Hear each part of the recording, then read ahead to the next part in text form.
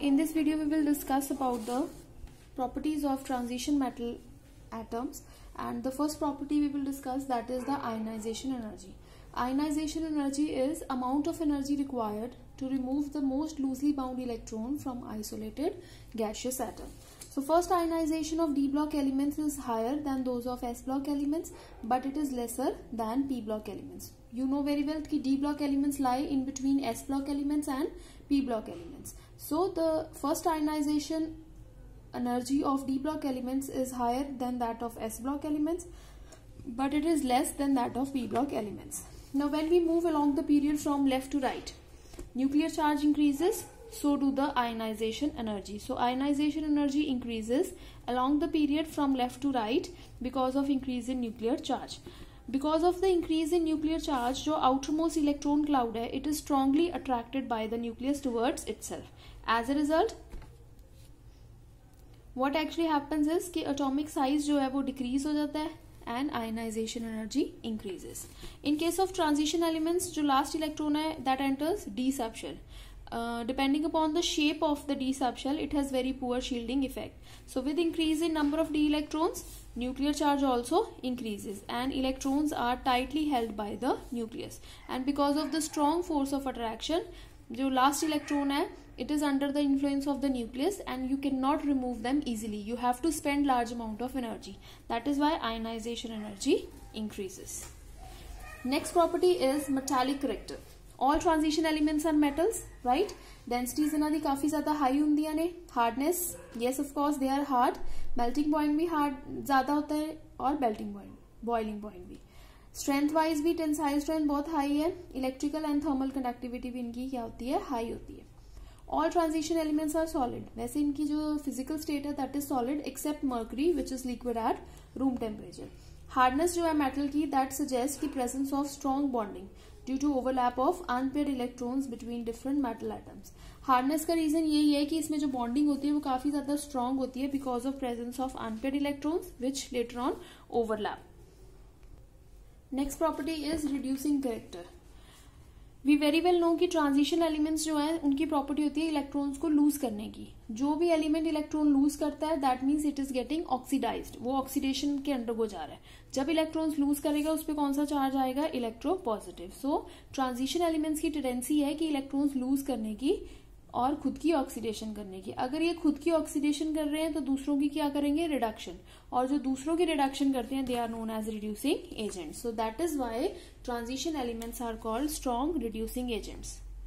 Y strong reducing agents? Because वो दूसरों की क्या करते हैं? रिडक्शन, क्योंकि उनकी खुद की क्या होती है? Oxidation, right. सो अगर इनकी खुद की ऑक्सीडेशन हो रही है तो मेटल है उसने n number of electrons loose किए. जितने इलेक्ट्रॉन्स लूज करेगा उतना ही उस पर चार्ज आएगा, Mn पॉजिटिव.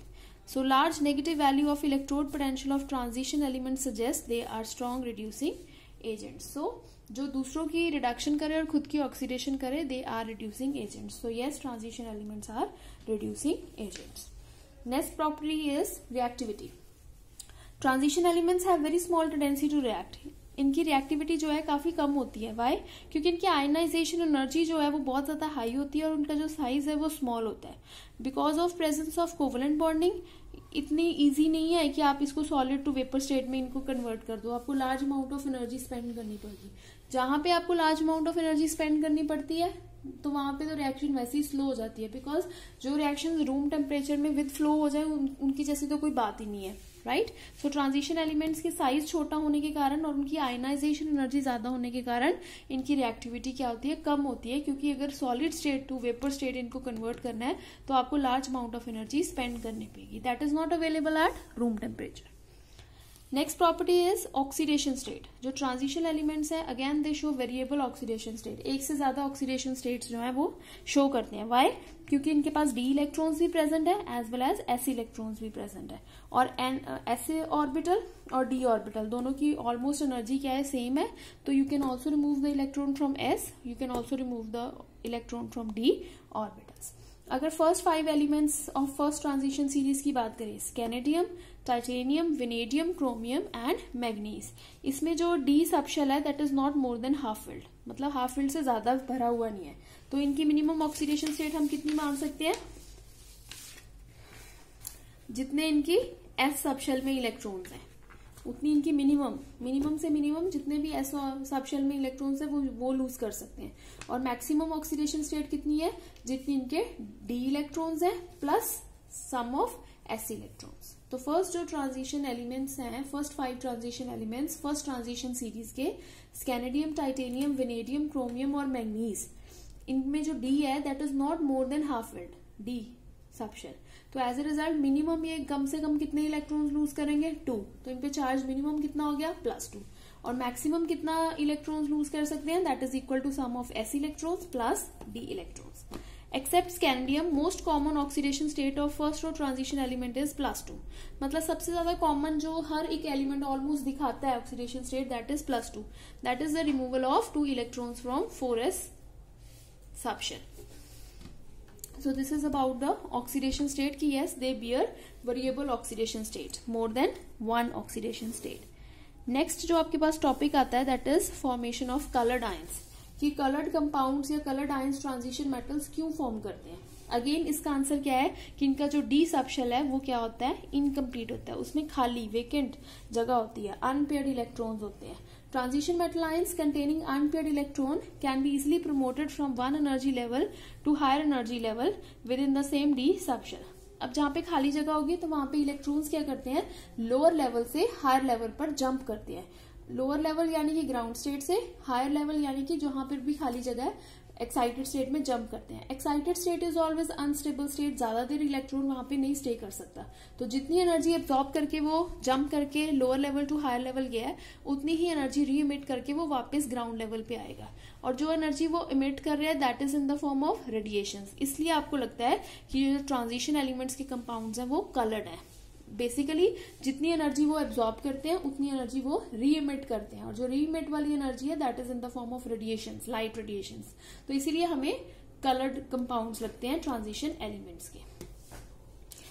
एंड लास्ट में क्या है कि transition metal ions containing completely filled D orbitals, मतलब वो ट्रांजिशन मेटल आयंस जिनमें जो डी सबशेल है वो कंप्लीटली फिल्ड है, लाइक जिंक 2 पॉजिटिव, उनका कलर हमेशा व्हाइट होगा।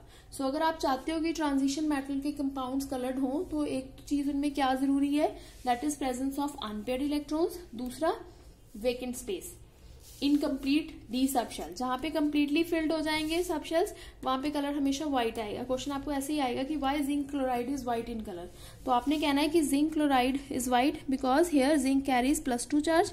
+2 चार्ज का मतलब है इसकी कॉन्फ़िगरेशन क्या होगी, 3d10 4s0।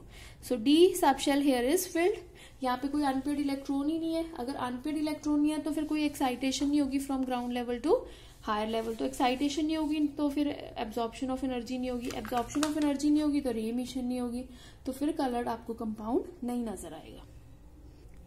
नेक्स्ट प्रॉपर्टी आपके पास आती है मैग्नेटिक प्रॉपर्टीज।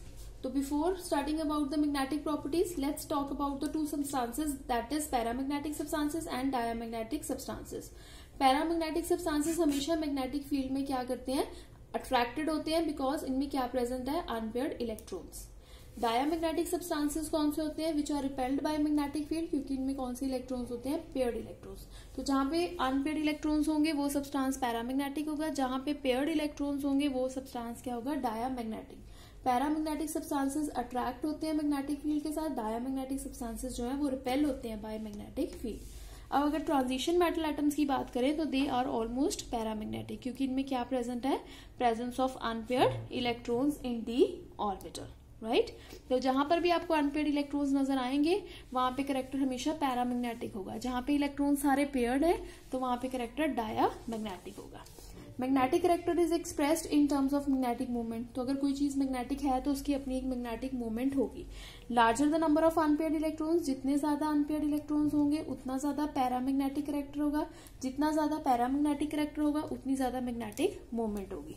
मैग्नेटिक मूवमेंट को एक्सप्रेस करना है in terms of Bohr magnitude, that is Bm। So presence of unpaired electron is must for paramagnetic character. Magnetic movement अगर आपको कैलकुलेट करनी है किसी भी एलिमेंट या आयन की, राइट, तो स्पिन कंट्रीब्यूशन के बेसिस पे उसका फॉर्मूला होता है mu is equal to n square root of n+2, where n is your number of unpaired electron. So you can easily calculate the magnetic movement of any ion depending उसमें क्या present होना चाहिए, unpaired electrons, right. So paramagnetic और diamagnetic substances के बाद आपके पास 3 categories और आती है मैग्नेटिक प्रॉपर्टीज या magnetic substances. One is ferromagnetic substance, right. Other one is anti ferromagnetic substance and third जो है आपके पास दैट इज फेरीमैग्नेटिक सब्सटेंस. सो आपके पास 3 आती हैं मैग्नेटिक प्रॉपर्टीज पैरामैग्नेटिक और डायमैग्नेटिक को छोड़ के. सो फर्स्ट देखो बात करते हैं हम फेरोमैग्नेटिक सब्सटेंसेस की. कुछ कहते हैं मेटल आयंस जो है फेरोमैग्नेटिक सब्सटेंसेस के, they are group together into small regions called domains. तो ये छोटे छोटे जो मैग्नेट्स की तरह बिहेव करते हैं न्यूक्लियाई, वो कलेक्टिवली ग्रुप बनाने शुरू कर देते हैं और उन ग्रुप को हम कहते हैं डोमेन्स. और ये जो डोमेन्स हैं they start acting as tiny magnets, छोटे छोटे मैग्नेट्स की तरह एक्ट करते हैं. जब कोई मैग्नेटिक फील्ड प्रेजेंट नहीं होती तो ये जो डोमेन्स होते हैं वो रैंडमली ओरिएंटेड होते हैं और उनकी मैग्नेटिक मूवमेंट एक दूसरे के साथ क्या हो रही होती है, कैंसिल हो रही है, राइट.